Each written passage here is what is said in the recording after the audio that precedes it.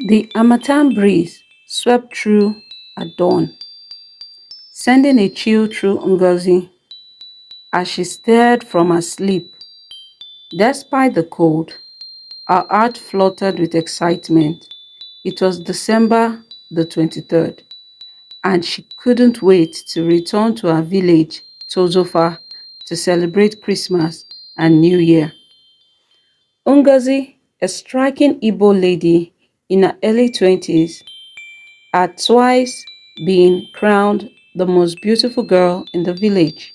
This year, she had decided to step aside and let someone else win, though her real focus was on finding the right man to capture her heart.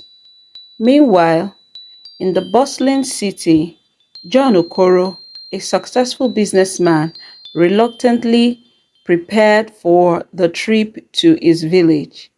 His mother had been relentless about him coming home, constantly reminding him he wasn't getting any younger. "When will you bring your wife home?" she'd always ask him.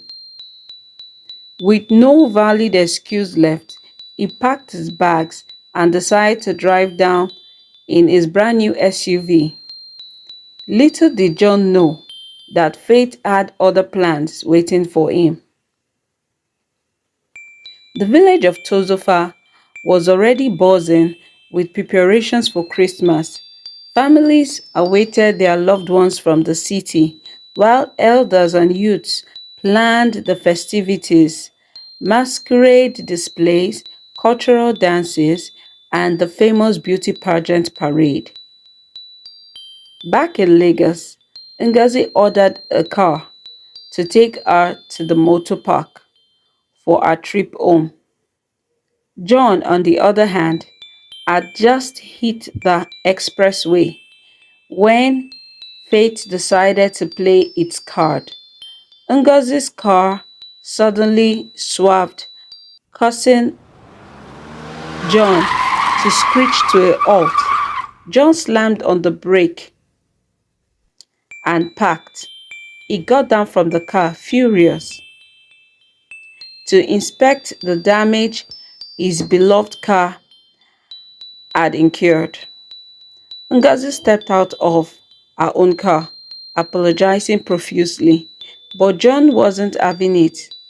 His anger fueled ours, and before long, Ngozi was firing back in her dialect, calling John all sorts of amusing names.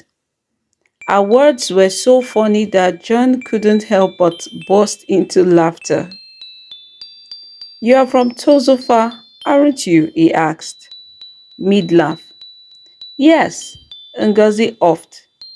"And you, where are you from?" "Tozofa," John replied. "I'm only going because my mother won't stop nagging me." Realizing they were in the same boat, they decided to team up. John offered Ngozi a ride, and she grudgingly accepted. "But don't think I've forgiven you," she warned as she got into her car. By the time they reached the village, Tozofa was alive with excitement. Women bustled in their kitchen, young men rehearsed masquerade dances, and teenage girls practiced their catwalks for the pageant. John decided to drop Ngozi at his family's house first. "Meet my fiancé," he announced dramatically, catching his parents off guard.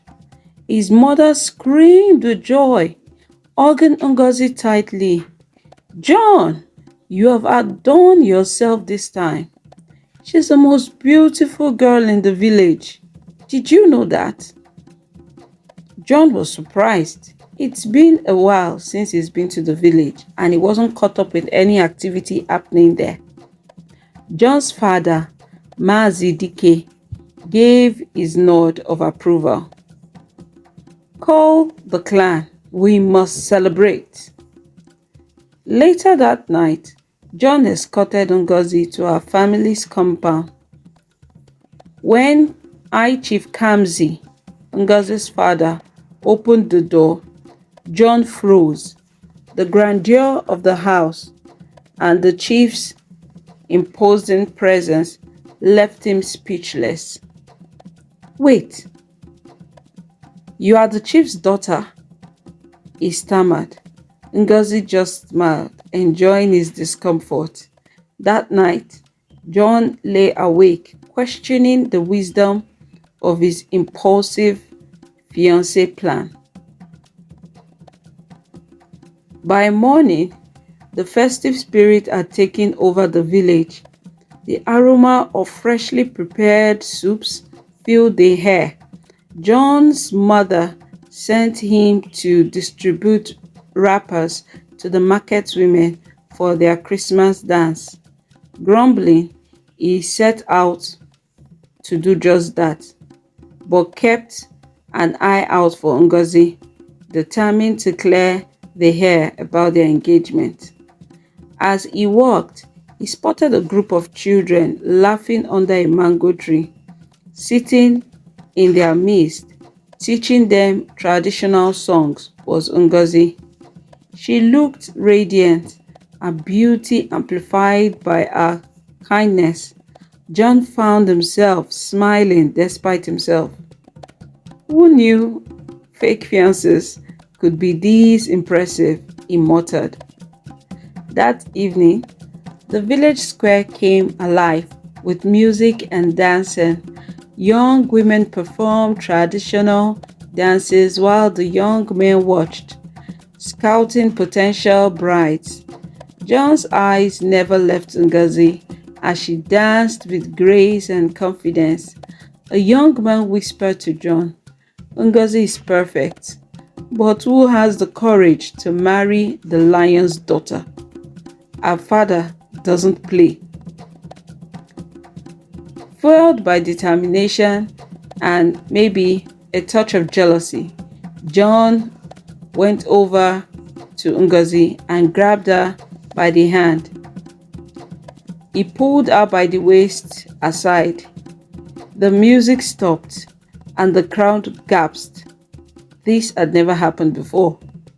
"Why didn't you tell me your father is High Chief Kamsi?" he demanded. Ngozi smirked. "Why didn't you tell me your mother is the richest textile trader in the East?" John said, "Okay." Before she could walk away, John did something unexpected. He dropped to one knee and pulled out a ring. "Let's make this fake engagement real," he said. Ngozi's heart raced. She hesitated for only a moment before nodding. Yes, it could as well be real. By Christmas morning, the news of their engagement had spread like wildfire. Villagers couldn't stop talking about the upcoming wedding, already speculating about the role they'd each play in it. For John and Ngozi, the holidays had brought more than just joy and celebration.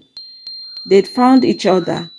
As Ngozi walked through the village, hand in hand with John, she smiled.